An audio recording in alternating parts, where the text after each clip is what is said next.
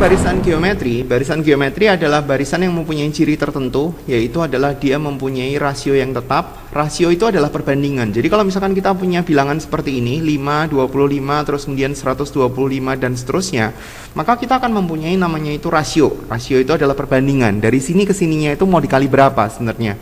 Kita bisa mencarinya dengan cara ditulis suku yang berikutnya dibagi dengan suku yang lama, suku yang sebelumnya. Jadi rasionya itu kita bisa cari. Rasio nggak selalu dia itu lebih besar daripada 1. Kadang-kadang dia lebih kecil daripada 1. Misalnya kita punya 1, terus kemudian min setengah, terus kemudian kita punya 1/4, terus kemudian kita punya min 1/8. Berarti dikatakan bahwa di sini itu rasionya adalah min setengah dibagi sama 1. Itu paling gampang. Suku kedua dibagi sama suku pertama.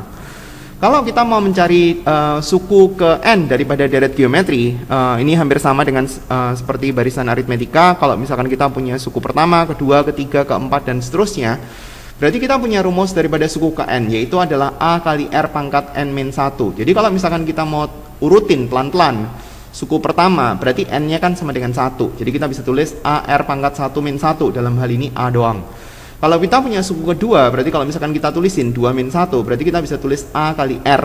R-nya kan 2 min 1 kan 1. Jadi ini 2, ini pangkatnya 1. Kalau kita punya 3, berarti dia akan jadi 2. Kalau kita punya 4, berarti dia jadi 3. Kalau kita punya suku ke 99 misalnya, berarti kita punya A R pangkat 98. Gampang. Kalau kita mau nyari tahu Sn itu adalah jumlah sampai suku ke n. Jadi kalau misalkan kita mau kita punya U1, U2 dan seterusnya, S3 itu adalah jumlah dari suku pertama sampai suku ketiga. Kalau kita mau nyari tahu S4 itu adalah jumlah suku pertama sampai suku keempat. Dan berbeda daripada barisan aritmetika, Sn untuk yang geometri itu ada dua kemungkinan. Kalau dia rasionya kurang dari 1 dan kalau dia rasionya lebih besar dari 1. Kalau rasionya kurang dari 1, gampangnya adalah ini tuh dikurangi. Jadi ini dipangkatin n itu cuma buat dia doang ya. Jadi kalau misalkan dia kurang dari 1 dikurangi dia. Tapi kalau dia lebih dari 1, berarti dia dikurangi 1. Jadi kebalikan. Atas sama bawah sama persis. Ini kali ya.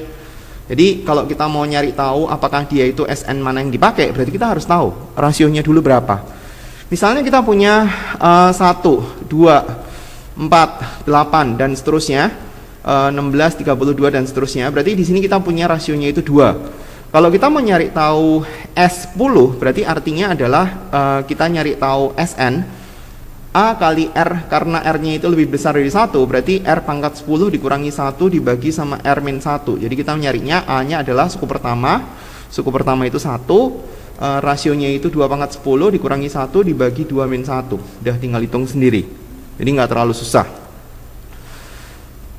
Untuk nyari UN hampir sama dengan aritmetika, cuma kalau untuk Sn cirinya adalah dia itu ada pangkatnya. Kalau kita punya barisan aritmetika misalkan untuk Sn, dia bentuknya itu n pangkat 2. 2n pangkat 2 min 5 lah, itu termasuk Sn. Kalau saya punya 3/2 n pangkat 3 minus 20n, nah ini bukan termasuk barisan aritmetika. Barisan aritmetika itu cirinya n-nya itu pangkat 2. Untuk Sn-nya ya. Kalau untuk UN-nya n pangkat 1.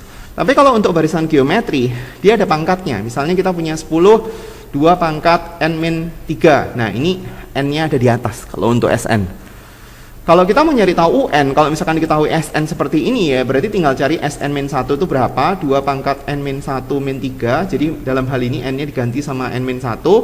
Terus kemudian cara nyari UN tinggal Sn-nya berapa dikurangi sama Sn min 1. Tinggal masukin fungsinya ini, masukin sini, fungsinya ini masukin sini, terus kemudian tinggal dikurangi. Kalau bisa difaktorin.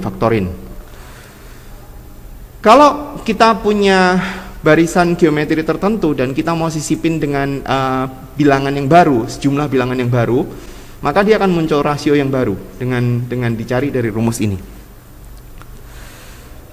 Barisan geometri itu punya yang namanya itu barisan geometri tak hingga.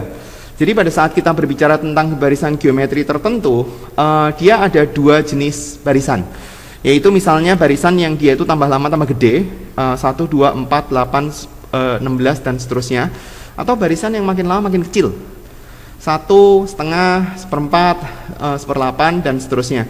Kalau kita tulisin dalam bentuk rasionya, untuk yang ini rasionya itu lebih besar dari 1. Nah sementara yang ini rasionya antara min 1 sampai 1. Rasio itu nggak boleh 0 ya. Jadi dia nggak termasuk 0. Nah ini untuk barisan geometri itu dinamakan sebagai deret divergen namanya. Deret divergen ini cirinya adalah memencar. Jadi datanya itu makin lama makin besar. Kalau kita mau nyari tahu untuk n yang dia itu gede sekali, maka nilai tak terhingganya dia itu adalah tak terhingga juga. Karena kita nggak bisa nyari tahu jumlahnya ini sampai tak terhingga itu berapa. Makin lama makin gede soalnya. Ini kan 32, 64 dan seterusnya. Nah sementara yang ini enggak.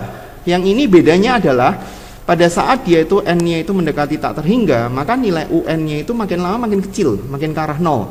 Jadi dikatakan bahwa ini itu adalah deret konvergen. Deret konvergen itu syarat utamanya adalah rasionya antara min 1 sampai 1. Dimana kalau misalkan kita mau nyari tahu Sn daripada deret konvergen, atau kita mau nyari tahu jumlah sampai tak terhingganya, itu nilainya adalah A per 1 min R. Ini adalah rumusnya untuk deret konvergen.